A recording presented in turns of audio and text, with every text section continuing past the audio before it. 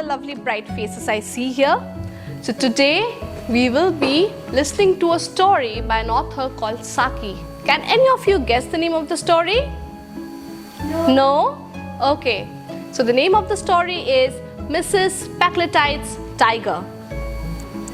So it was Mrs. Packletide's pleasure and intention that she should shoot a tiger.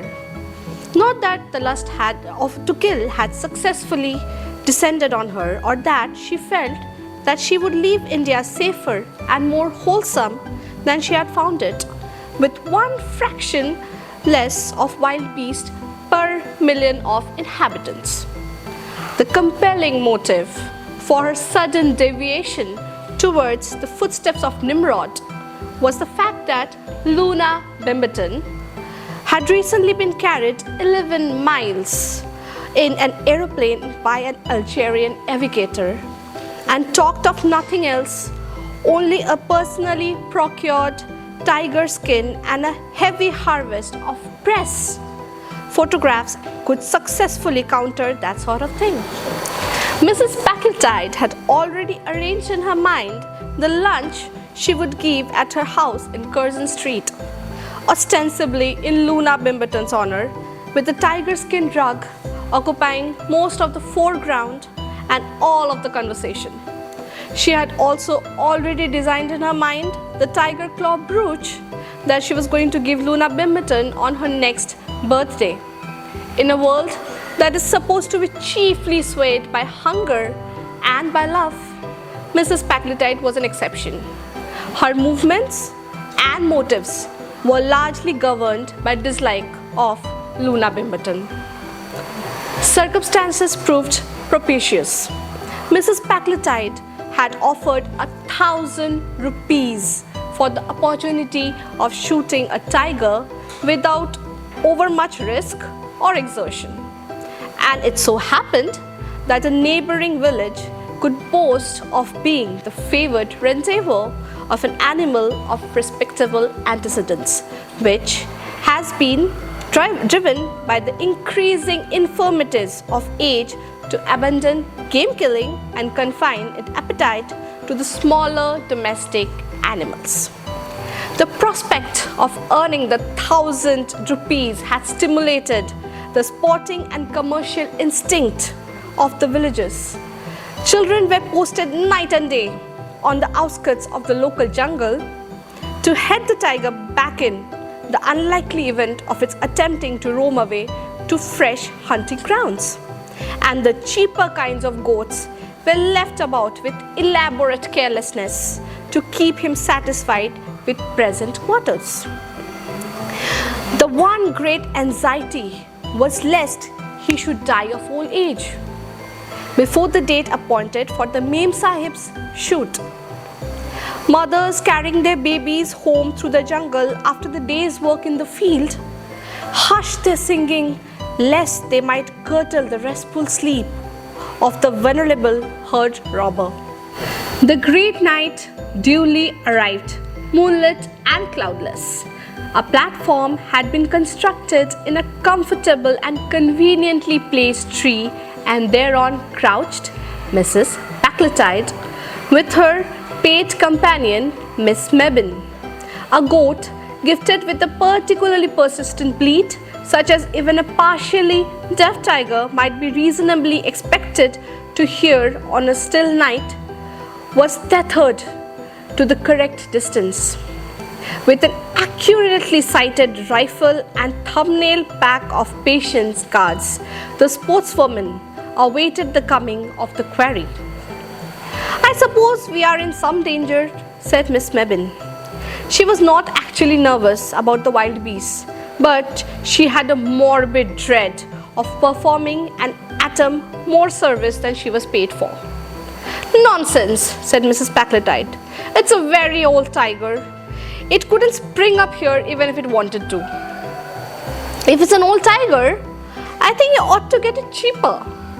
1,000 rupees is a lot of money." Louisa Mebbin adopted a protective elder sister attitude towards money in general, irrespective of nationality or denomination.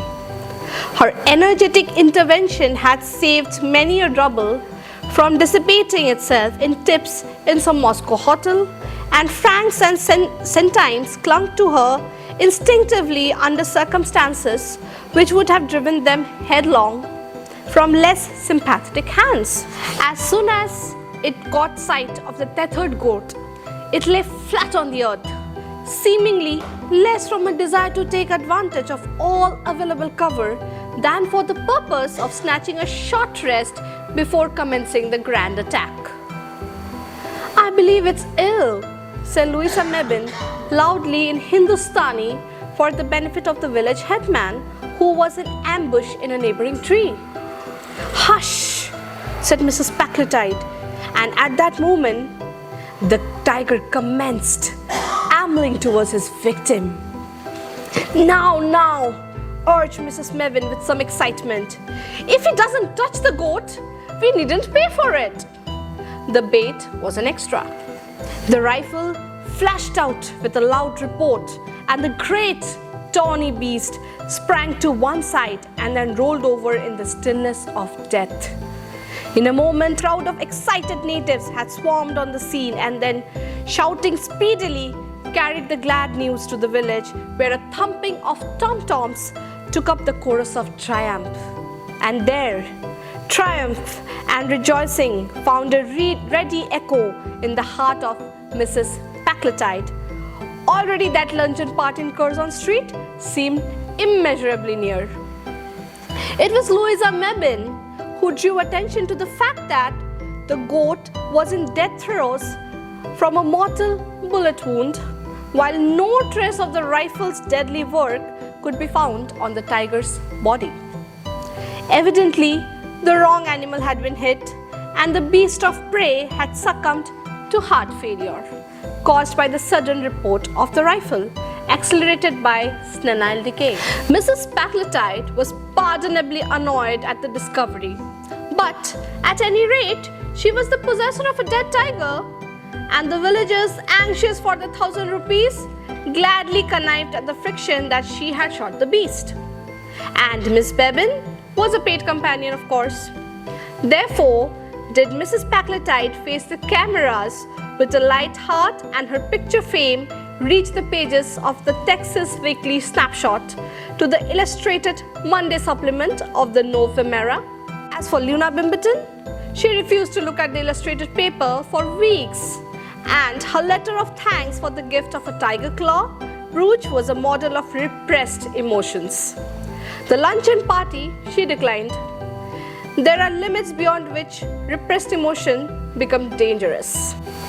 From Curzon Street, the tiger skin rug travelled down to the manor house and was duly inspected and admired by the county, and it seemed a fitting and appropriate thing when Mrs. Packletide went to the county costume ball in the character of Diana.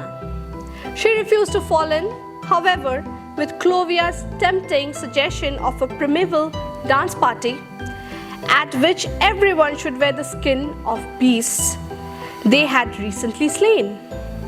"I should be the rather a baby bonding condition," confessed Clovia, "with a miserable rabbit skin or two to wrap up in, but then," he added with a rather malicious glance at Diana's proportions, "my figure is quite as good as that of Russian dancing boys."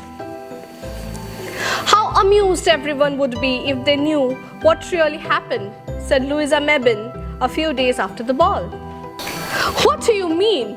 asked Mrs. Packletide quickly. "How you shot the goat and frightened the tiger to death," said Miss Mebbin with a disagreeably pleasant laugh. "No one would believe it," said Mrs. Packletide, her face changing color as rapidly as though it were going through a book of patterns before post time. "Luna Bimberton would," said Miss Mebbin. Mrs. Packletide's face settled on an unbecoming shade of greenish white. "You surely wouldn't give me away?" she asked. "I have seen a weekend cottage near Darking that I should rather like to buy," said Miss Mebbin with seeming irrelevance. 680 freehold, quite a bargain, only I don't happen to have the money." Louisa Mebbin's pretty weekend cottage christened by her as Les Frères and gay in summertime with its garden borders of tiger lilies is the wonder and admiration of her friends. It's a marvel how Louisa manages to do it, is the general verdict. Mrs. Packletide indulges in no more big game shooting. The incidental expenses are too heavy, she says to inquiring friends. So, wasn't this a lovely story? Yes, you all enjoyed it? Yes, ma'am. So you could relate with Mrs. Packletide?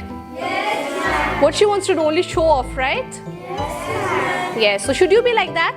No, ma'am. Yes. So have a lovely day ahead and I want to see all of you in my next storytelling session. Will you all be here? Yes, ma'am. Great. Bye-bye and have a great day today. Thank you, ma'am.